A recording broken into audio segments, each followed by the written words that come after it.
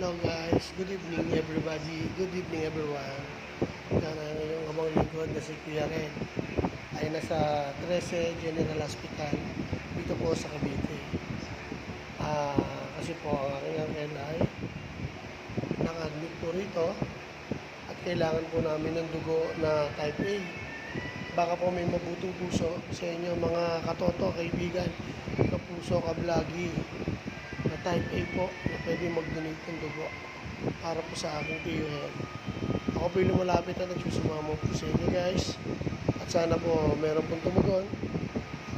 Diyos na pong bahala sa inyong gumante. At kung meron naman po, paki-PM na lang po ako guys sa aking Facebook page. Chat nyo lang po ako, i-message nyo ako, and then para makapag-usap po tayo. Nakakawa po kalagayan ng tiyuhin ko. Sana po may maandig sa aking panawagang ito. Malambot ang puso. At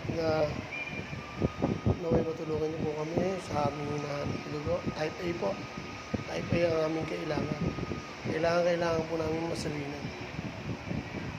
Ngayon po naghahanap kami. Pupunta ako mamaya ng tansa. Then babalik ako ng 13. Then nahanap ulit. Yan yun. Hindi po. Ako'y lumalapit at nagsusumamo at humihingi ng tulong sa inyo. Mga matadaanan ng video na to. Mga kablagi, kaibigan, tropa, Brad, ka-GC, kablagi. Gusto pong bahala sa inyo. And God bless you all. Maraming salamat po.